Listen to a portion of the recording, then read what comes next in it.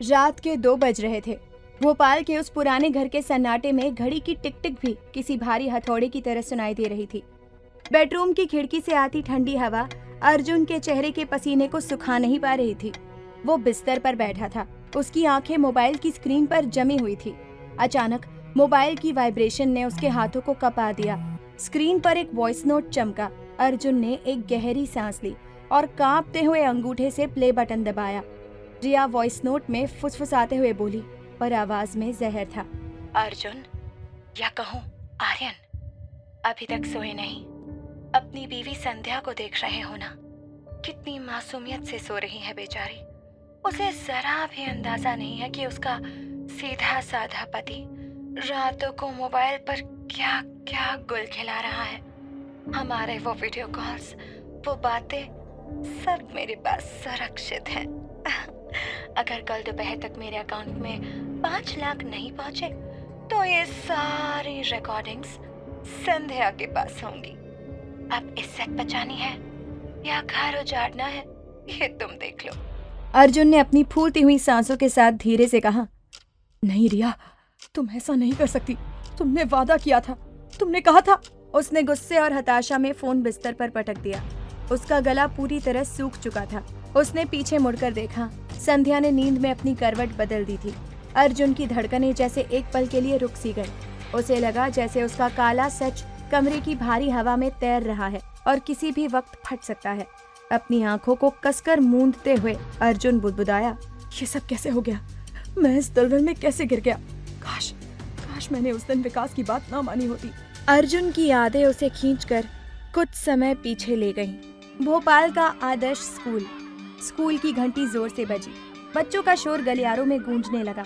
अर्जुन अपने डेस्क पर बैठा हुआ रजिस्टर चेक कर रहा था। तभी उसका दोस्त टीचर विकास उसके पास आया और उसने अर्जुन के कंधे पर हाथ मारते हुए मजाक उड़ाया।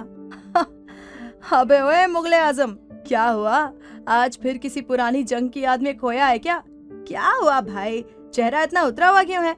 अर्जुन ने एक थकी हुई आवाज में जवाब दिया, यार विकास, बस थक गया हूँ। ये रजिस्टर, ये अटेंडेंस, ये शोर, जिंदगी एक ही तरह जम गई है। कभी कभी लगता है मैं बस एक मशीन बन गया हूँ। विकास ने कुर्सी खींचते हुए और अपनी आवाज नीचे रखते हुए कहा, दिक्कत ये स्कूल नहीं है अर्जुन, दिक्कत तेरी ये बोरिंग लाइफ है।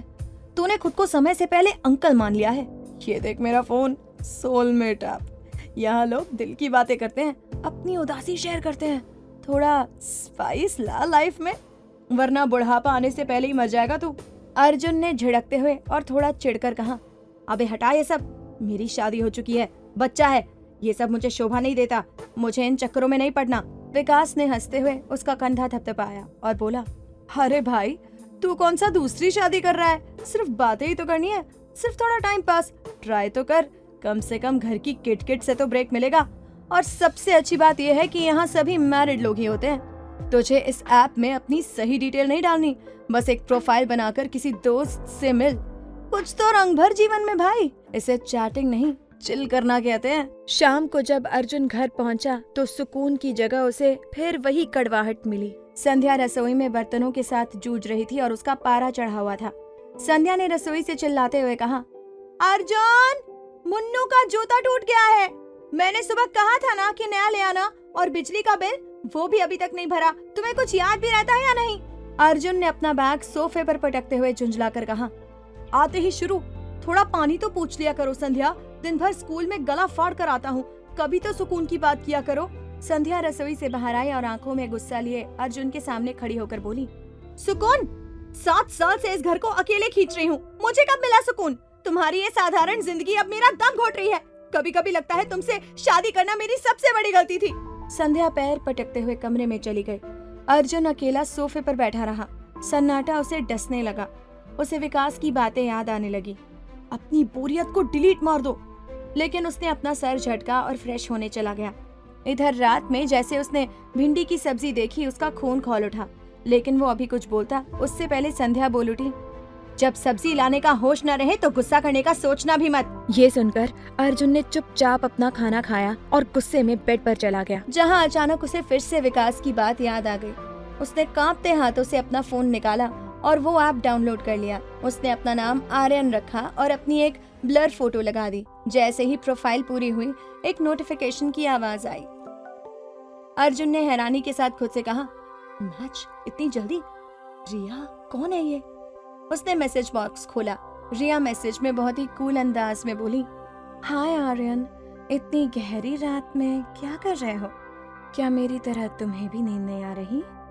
अर्जुन के चेहरे पर एक ऐसी मुस्कान आई जो उसने कई सालों से महसूस नहीं की थी। उसने टाइप करते हुए लिखा, नींद तो आ रही है पर शायद इस मैसेज का इंतजार था। मैं अर्जुन, मेरा मतलब आर्यन हूँ। रिया का जवाब तुरंत आया, बड़ी प्यारी बातें करते हो आर्यन। वैसे क्या करते हो लाइफ में? बहुत उदास लग रहे हो अपनी प्रोफाइल में। अर्जुन ने एक लंबी सांस लेकर जवाब दिया, बस एक साधारण सा इंसान हूँ, थोड़ा अकेला, थोड़ा उदास, कोई समझने वाला नहीं है यहाँ। रिया ने एक स्माइल के साथ मैसेज किया, उदास मेरे रहते? अब से तुम्हारी हर रात एक्साइटिंग होने वाली है आर्यन, ये मेरा वादा है। अर्जुन मुस्कुरा उठा। उसे लग रहा था कि उसे कोई मिल गया है जो उसे समझता है, लेकिन उसे अंदाजा नहीं था कि ये मुस्कान बहुत महंगी पड़ने वाली थी। अचानक कमरे की लाइट जली। संध्या दरवाजे पर खड़ी थी और शक भरी आवाज में उसने पूछा, अर्जुन, इतनी रात को किससे चैटिंग कर रहे हो और ये चेहरे पर मुस्कान कैसी? अर्जुन ने हड़बड़ाकर अपना फोन तकिए के नीचे छिपाया और घबराहट में कहा, कोई नहीं, वो विकास का एक जोक था, बस वही देख रहा था, तुम सो जाओ। संध्या ने उसे एक गहरी नजर से देखा पर कुछ नहीं कहा। लाइट बंद हो गई, लेकिन चादर के अंदर स्क्रीन चमकी। रिया का नया मैसेज आया, आर्यन, कल मैं तुम्हें अपनी एक ऐसी फोटो भेजूंगी जिसे देखकर तुम मुझे कभी नहीं भूल पाओगे। अर्जुन का दिल तेजी से धड़कने लगा। उसे लग रहा था कि वो एक हसीन सपने में जा रहा है, पर असल में मौत का फंदा उसके गले के चारों तरफ धीरे धीरे कसना शुरू हो चुका था। भोपाल की सुबह आज अर्जुन के लिए किसी जंग जैसी शुरू हुई। रात भर वो ठीक से सो नहीं पाया था। आधा मन उस ऐप की बातों में उलझा था और आधा इस डर में कि कहीं संध्या ने उसकी बेचैनी भांप ना ली हो। सुबह 7:30 बजे जब वो तैयार होकर कमरे से बाहर निकला तो घर का माहौल वैसा ही उखड़ा हुआ था जैसा अक्सर होता है। किचन में प्रेशर कुकर की सीटी तेज बज रही थी। संध्या पसीने में तरबतर मन्नू का टिफिन पैक कर रही थी। संध्या ने झुंझलाते हुए कहा, अर्जुन, मन्नू का बैग चेक किया आपने? इसकी मैथ्स की कॉपी नहीं मिल रही है। कल शाम को आप ही तो इसे होमवर्क करा रहे थे, कहाँ रख दी? अर्जुन ने अपने शर्ट के बटन बंद करते हुए झुंझलाकर जवाब दिया, संध्या मैं तैयार हो रहा हूँ, मेज पर ही तो थी, ठीक से देखो। हर छोटी चीज के लिए मुझे आवाज देना जरूरी है क्या? संध्या ने रसोई से बाहर आकर माथे का पसीना पोंछा और तीखे लहजे में कहा, हाँ जरूरी है, क्योंकि इस घर की हर छोटी बड़ी जिम्मेदारी मेरी है। आपको तो बस स्कूल जाना है और आकर सोफे पर पसर जाना है। कभी मन्नू के स्कूल की भी फिक्र कर लिया करो। अर्जुन ने कोई जवाब नहीं दिया। उसने अपना बैग उठाया और बिना नाश्ता किए घर से निकल गया। उसका मन भारी था। बाहर निकलते ही गर्मी और ट्रैफिक का शोर उसके सिर में चढ़ने लगा। चौराहे पर करीब 15 मिनट धूप में खड़े रहने के बाद उसे एक ऑटो मिला, जिसका किराया सुनकर ही अर्जुन का मूड और खराब हो गया। स्कूल पहुंचते पहुंचते वो पूरी तरह पसीने से भीग चुका था। क्लास में पहुंचते ही बच्चों का शोर एक सैलाब की तरह उसके सामने था। बच्चे एक दूसरे पर बैग फेंक रहे थे और चिल्ला रहे थे। अर्जुन ने मेज पर हाथ पटकते हुए गुस्से में चिल्लाकर कहा, शांत, सब अपनी सीट पर बैठो। राहुल, तुम अपनी जगह से क्यों हिले? चुपचाप बैठो वरना क्लास से बाहर निकाल दूंगा। जैसे तैसे उसने क्लास को काबू में किया, पर उसका सर हथौड़े की तरह बज रहा था। तभी उसकी जेब में रखा फोन वाइब्रेट हुआ। उसने छिपकर मेज के नीचे फोन देखा। सोलमेट ऐप पर रिया का मैसेज आया था। रिया ने लिखा था, आज की सुबह बहुत शोर भरी है ना? कभी कभी मन करता है कि सब कुछ छोड़कर कहीं ऐसी जगह चली जाएं जहां सिर्फ सुकून हो। अर्जुन के चेहरे की सख्ती एक पल के लिए ढीली पड़ गई। उसे लगा जैसे रिया ने उसके मन की बात पढ़ ली हो। उसने टाइप किया, बिल्कुल, यहाँ भी वही हाल है, चारों तरफ बस शोर और जिम्मेदारियां हैं। रिया का जवाब तुरंत आया, तुम बहुत थक जाते होगे ना, अपना ख्याल रखा करो। चाय पी तुमने? अर्जुन ने लंबी सांस ली और खुद से धीरे से कहा, कम से कम किसी को तो मेरी फिक्र है। दोपहर में स्टाफ रूम में विकास उसके पास आकर बैठा और हल्की आवाज में पूछा, क्या हुआ गुरु, आज बड़े सीरियस दिख रहे हो, रिपोर्ट पूरी हो गई? अर्जुन ने थके हुए लहजे में जवाब दिया, कहा भाई, घर की चिकचिक से फुर्सत मिले तब ना। कभी कभी लगता है कि मैं बस एक मशीन हूँ जो सबको सर्विस दे रहा है। विकास ने मजाकिया लहजे में कहा, इसलिए तो कहा था थोड़ा मन बहलाया कर। उस ऐप पर किसी से बात हुई? अर्जुन ने धीरे से जवाब दिया। हाँ, एक लड़की है रिया। कल से बस थोड़ी बहुत चैटिंग हो रही है। ठीक लगती है, कम से कम बिना मतलब की फरमाइशें तो नहीं करती। शाम को घर लौटते वक्त अर्जुन को ऑटो नहीं मिला तो उसे काफी दूर पैदल चलना पड़ा। घर के अंदर घुसा तो मन्नू रो रहा था और संध्या उसे डांट रही थी। संध्या ने मन्नू को झिड़कते हुए कहा, तुमने फिर से खिलौना तोड़ दिया, अब तुम्हारे पापा नया नहीं दिलाएंगे। अर्जुन ने चिढ़कर अपनी चप्पलें उतारी और बोला, संध्या बच्चा है वो, क्यों इतना चिल्ला रही हो? और मुझे थोड़ा पानी दो, प्यास से गला सूख रहा है। संध्या ने रसोई की तरफ जाते हुए मुड़कर देखा और कहा, पानी खुद ले लीजिए अर्जुन, मैं मन्नू को पढ़ा रही हूँ। और हाँ, बिजली का बिल जमा कर दिया आपने? आज आखिरी तारीख है। अर्जुन ने बिना जवाब दिए रसोई से पानी पिया और वॉशरूम में चला गया। उसने दरवाजा बंद किया और दीवार से टेक लगाकर खड़ा हो गया। उसे घर के उस माहौल से घुटन होने लगी थी। उसने फोन निकाला और देखा कि रिया का मैसेज आया हुआ है। रिया ने एक तस्वीर भेजी थी किसी शांत पार्क की। नीचे लिखा था, दिन चाहे कितना भी मुश्किल हो, शाम हमेशा खूबसूरत होनी चाहिए। क्या हुआ आर्यन, तुम आज बहुत परेशान लग रहे हो? अर्जुन ने मैसेज पढ़ा और टाइप किया, तुमने कैसे पहचाना कि मैं परेशान हूँ? रिया ने मुस्कुराते हुए अंदाज में लिखा, तुम्हारे जवाब देने की रफ्तार से। वैसे जिस तरह तुम डिसिप्लिन की बातें करते हो, मुझे लगता है तुम जरूर किसी अलग पोस्ट पर हो, शायद कोई टीचर या प्रोफेसर, क्योंकि तुम्हारी बातों में एक सलीका है। अर्जुन ठिठक गया। उसे लगा रिया सिर्फ अंदाजा लगा रही है, पर उसका अंदाजा काफी हद तक सही था। उसने घबराकर टाइप किया, तुमने ऐसा क्यों सोचा? रिया ने जवाब दिया, बस एक गेस था। तुम्हारे जैसे समझदार लोग अक्सर समाज को गाइड करने वाले ही होते हैं। अच्छा सुनो, यहाँ ऐप पर बात करना थोड़ा मुश्किल होता है, क्या मुझे नंबर मिल सकता है?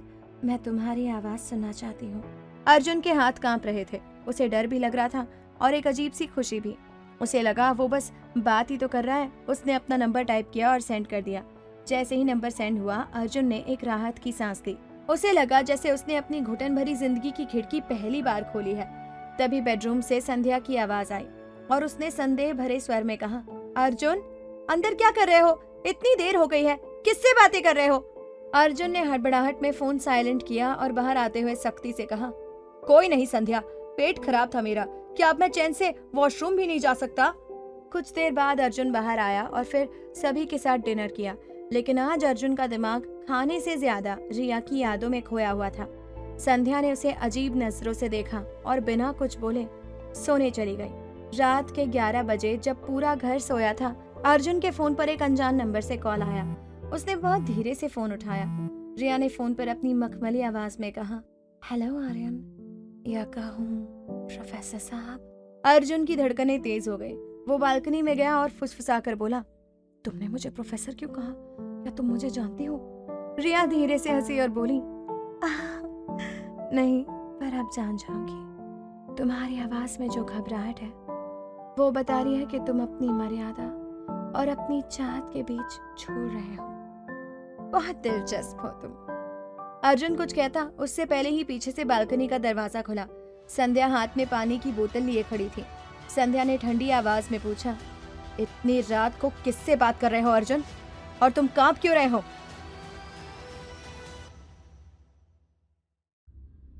संध्या ने ठंडी आवाज में पूछा, इतनी रात को किससे बात कर रहे हो अर्जुन? और तुम कांप क्यों रहे हो? संध्या की बात सुनकर अर्जुन हड़बड़ाकर बोला, अरे विकास से स्कूल की कुछ बात कर रहा था और यहाँ थोड़ा ठंड है ना, तो इसलिए तुम्हें ऐसा लगा। तुम सो, मैं भी बस आता हूँ जल्दी। संध्या ने उसे एक लंबी और गहरी नजर से देखा। उसे यकीन तो नहीं हुआ, पर उसने बात बढ़ाना ठीक नहीं समझा। वो मुड़कर कमरे की तरफ जाते हुए बोली, चलो सो जा, सुबह जल्दी उठना है। अर्जुन बिस्तर पर लेटा तो था, पर उसका दिल रिया में अटका था। उसने कंबल के अंदर फोन चेक किया। रिया का मैसेज आया था, डर गए क्या? तुम्हारी वाइफ काफी डोमिनेटिंग लगती है। सुनो अर्जुन, कल मुझे तुम्हारी बहुत जरूरत है। क्या हम दोपहर में 1 बजे लेक व्यू के पास वाले कैफे में मिल सकते हैं? प्लीज मना मत करना, मेरी लाइफ में बहुत बड़ी प्रॉब्लम चल रही है। अर्जुन ने कोई जवाब नहीं दिया, पर उसके दिमाग में रिया की वो आवाज गूंज रही थी। कल रात रिया से हुई उस हल्की सी बातचीत के बाद अर्जुन का मूड आज एकदम बदला हुआ था। सुबह उठते ही उसने अपना रेगुलर बोरिंग लुक छोड़कर कुछ ढंग का पहनने का सोचा। उसने अलमारी से अपनी सबसे बेस्ट शर्ट निकाली और उसे पहन लिया। स्कूल के लिए निकलने से पहले उसने अपनी दराज से वो परफ्यूम निकाला जो वो सिर्फ खास मौकों पर लगाता था और उसे अपनी कलाई और गर्दन पर स्प्रे कर लिया। संध्या किचन से बाहर आई और उसे नोटिस करते हुए बोली, अरे वाह, आज बड़े टिप टॉप होकर निकल रहे हो। स्कूल में कोई स्पेशल फंक्शन है क्या? अर्जुन ने आईने में खुद को सेट करते हुए बहुत ही कैजुअल लहजे में कहा, नहीं यार, बस मन किया। रोज वही ढीले ढाले कपड़े में खुद को देखकर बोर हो गया हूँ। इंसान को थोड़ा ग्रूमिंग पर भी ध्यान देना चाहिए। संध्या ने बस एक फीकी सी मुस्कान दी और अपने काम में लग गई। उसे अभी तक कोई आइडिया नहीं था कि अर्जुन के दिमाग में क्या चल रहा है। स्कूल पहुंचकर अर्जुन का फोकस काम पर कम और अपने फोन पर ज्यादा था। वो क्लास के बच्चों को पढ़ा तो रहा था, पर उसका ध्यान बार बार नोटिफिकेशन की आवाज पर जा रहा था। करीब 11:30 बजे रिया का मैसेज आया, कैफे द हाइड आउट, दोपहर 1 बजे, मिस मत करना आर्यन। अर्जुन ने एक गहरी सांस ली।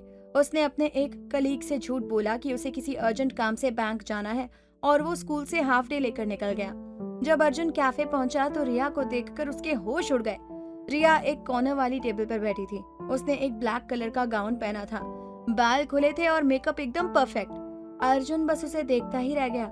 उसे रिया की तरफ एक तगड़ा अट्रैक्शन महसूस हो रहा था। रिया ने एक किलर स्माइल के साथ कहा, हाय अर्जुन, मुझे नहीं लगा था कि तुम सच में आ जाओगे। अर्जुन ने उसके सामने बैठते हुए अपनी नर्वसनेस को छिपाया और बोला, तुम्हें इग्नोर करना नामुमकिन था रिया, तुम बहुत ही गॉर्जियस लग रही हो।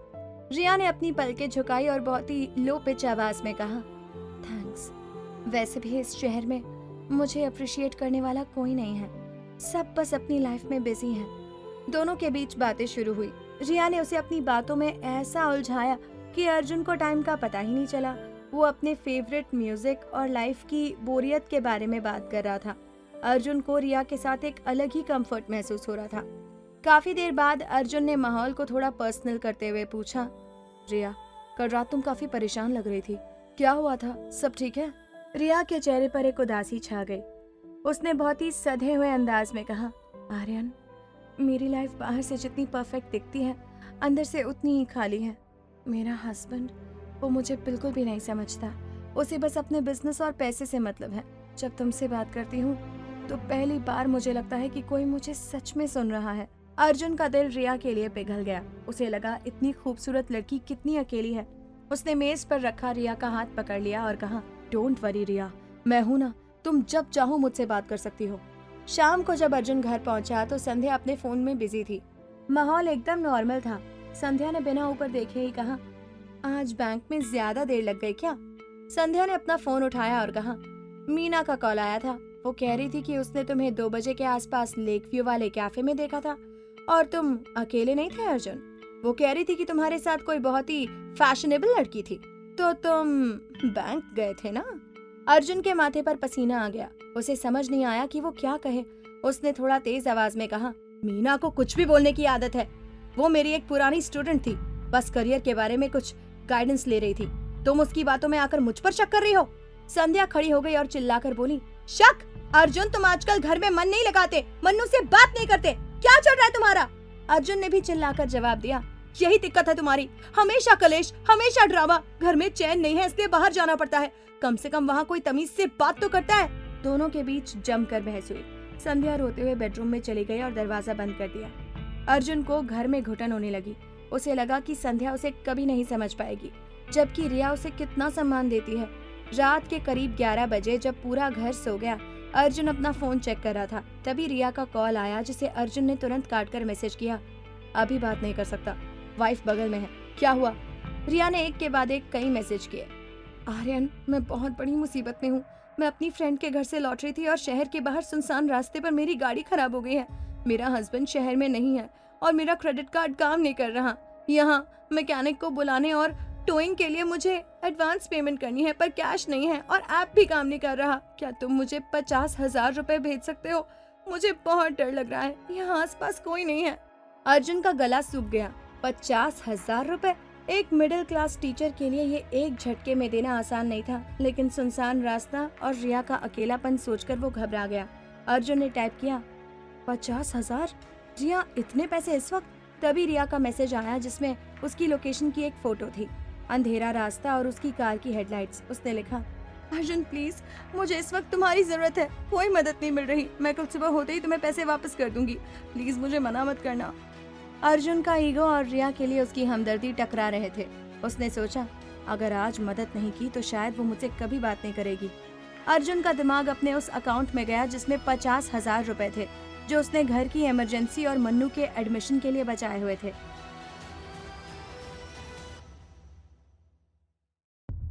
पिछली रात अर्जुन के लिए किसी बुरे सपने से कम नहीं थी। रिया का वो इमरजेंसी वाला मैसेज और उसकी डरी हुई आवाज सुनकर अर्जुन ने बिना सोचे समझे मन्नू की स्कूल फीस और घर की सेविंग्स के 50,000 रुपए उसे यूपीआई कर दिए थे।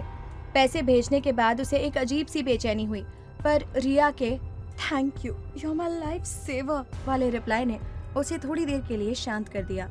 वो उसी उलझन में सो गया। अगली सुबह जब उसकी आंख खुली तो घर का माहौल हमेशा की तरह भारी था।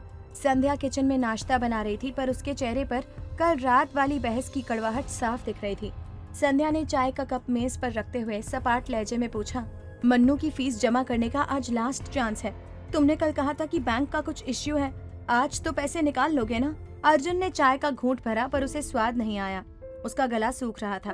उसने नजरें चुराते हुए कहा, हाँ संध्या, मैं स्कूल जाते वक्त देख लूंगा, तुम फालतू स्ट्रेस मत लो। अर्जुन जल्दी बदल कर स्कूल के लिए निकल गया।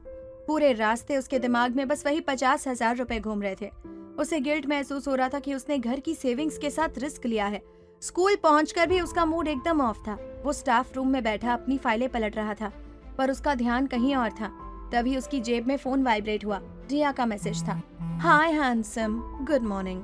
कल रात के लिए फिर से थैंक यू, तुम ना होते तो पता नहीं मेरा क्या होता। सुनो, आज मैं घर पर एकदम अकेली हूँ और कल के इंसिडेंट के बाद काफी लो फील कर रही हूँ। क्यों ना आज हम साथ में चिल करें? आ जाओ ना मेरे घर, साथ में लंच करेंगे और थोड़ा रिलैक्स करेंगे। I am waiting. अर्जुन का दिमाग पहले से ही घर के कलेश और पैसों की टेंशन से खराब था। उसे लगा कि घर जाएगा तो फिर वही संध्या के सवाल और वही चिक-चिक शुरू हो जाएगी।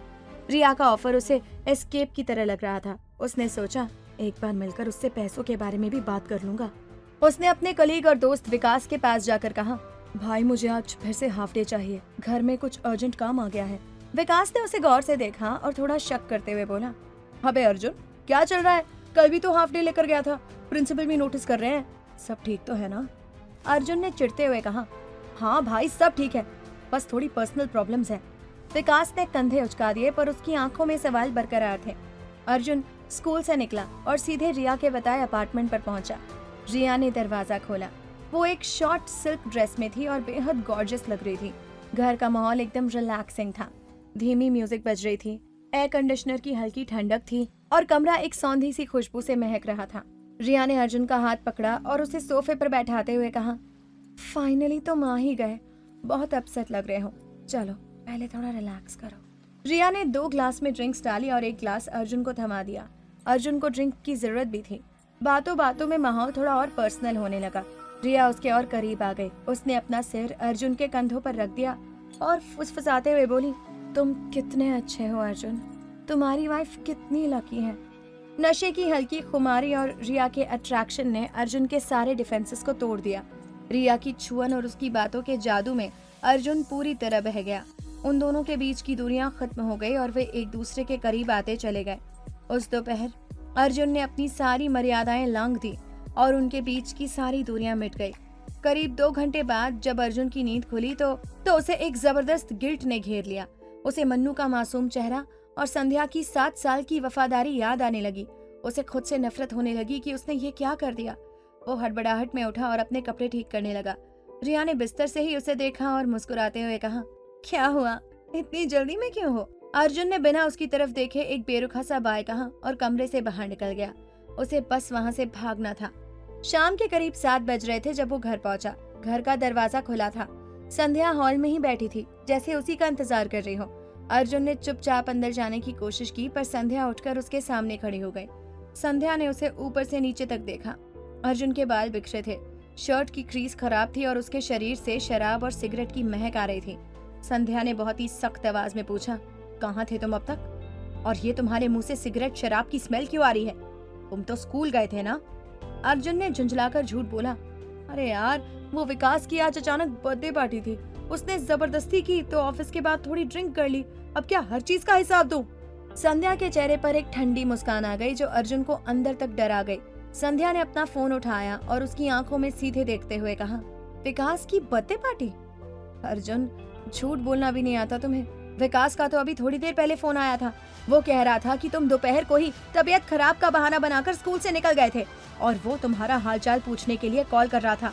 वो तो अपने घर पर है, तो फिर तुम किसके साथ पार्टी कर रहे थे? अर्जुन के कानों में जैसे गर्म तेल गिर गया हो। उसके पास कोई जवाब नहीं था। उसका चेहरा सफेद पड़ गया और उसकी बोलती बंद हो गई।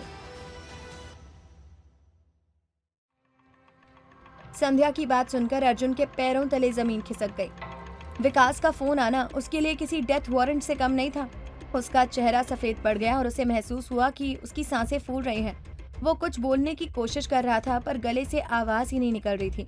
संध्या ने उसे घृणा भरी नजरों से देखते हुए कहा, जवाब क्यों नहीं दे रहे हैं अर्जुन? विकास तो घर पर है, फिर तुम किसके साथ ड्रिंक कर रहे थे? और ये हुलिया, तुम्हें अपनी शक्ल देखनी चाहिए। क्या चल रहा है तुम्हारी लाइफ में? अर्जुन ने किसी तरह अपनी घबराहट को गुस्से के पीछे छिपाने की कोशिश की और चिल्लाया, यार संध्या बस करो, मेरा सिर फटा जा रहा है, मुझे सोने दो। तुम्हें हर बात का इश्यू बनाना होता है, मैं कल बात करूंगा। वो बिना खाना खाए सीधे बेडरूम में गया और चादर ओढ़कर लेट गया। लेकिन नींद उसकी आंखों से कोसों दूर थी। वो पूरी रात करवटें बदलता रहा। उसे रह रहकर रिया के साथ बिताए वो लम्हे याद आ रहे थे जो अब उसे किसी जहर जैसे लग रहे थे।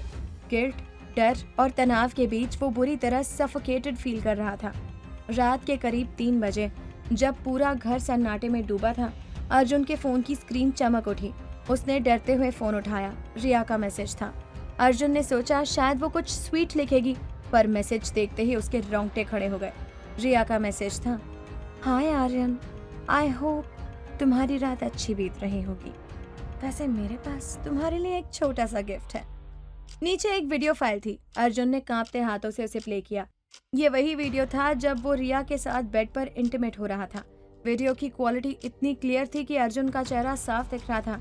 रिया का अगला मैसेज आया, प्रोफेसर साहब, ये वीडियो तो बस एक ट्रेलर है। अगर तुम नहीं चाहते कि ये वीडियो तुम्हारी वाइफ, तुम्हारे मन्नू के स्कूल ग्रुप और तुम्हारे प्रिंसिपल के व्हाट्सएप पर पहुंचे तो कल दोपहर 2 बजे तक 5 लाख रुपए अरेंज कर दो, वरना तुम्हारी परफेक्ट लाइफ का दी एंड कल ही हो जाएगा।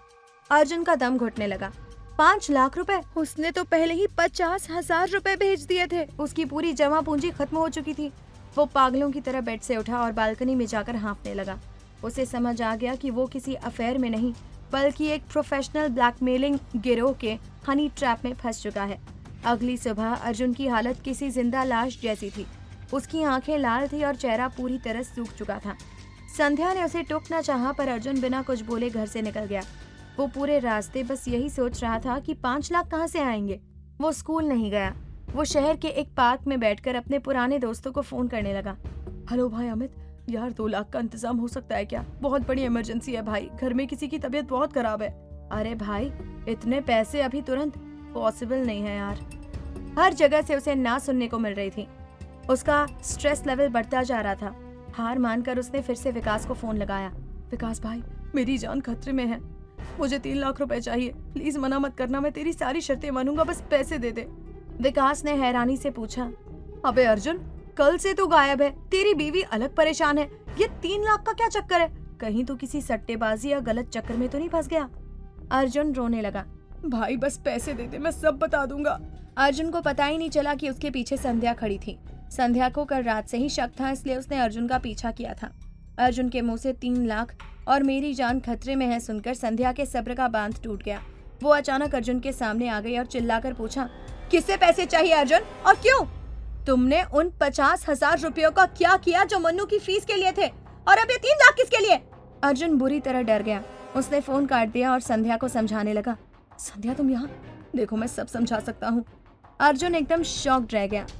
वो जैसे ही पलटा, उसके हाथ से फोन छूटकर गिरने ही वाला था। संध्या उसके बिल्कुल करीब आ गई और उसका फोन छीनने की कोशिश करने लगी।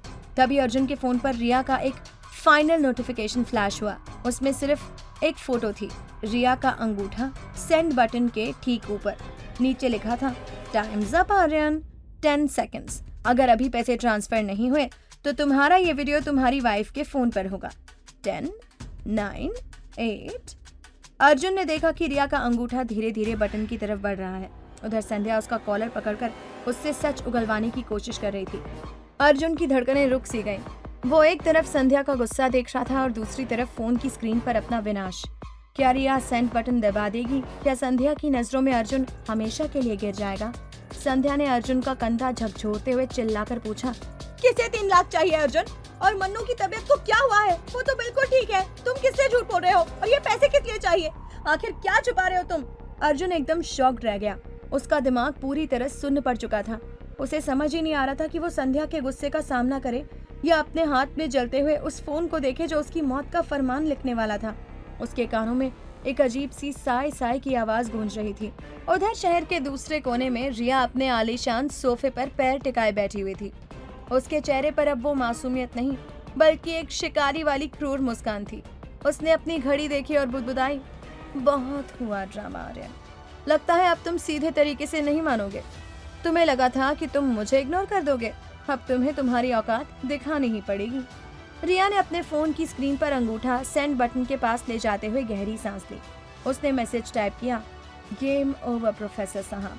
अब ये वीडियो तुम्हारी बीवी के इनबॉक्स की शोभा बढ़ाएगा। Enjoy the show.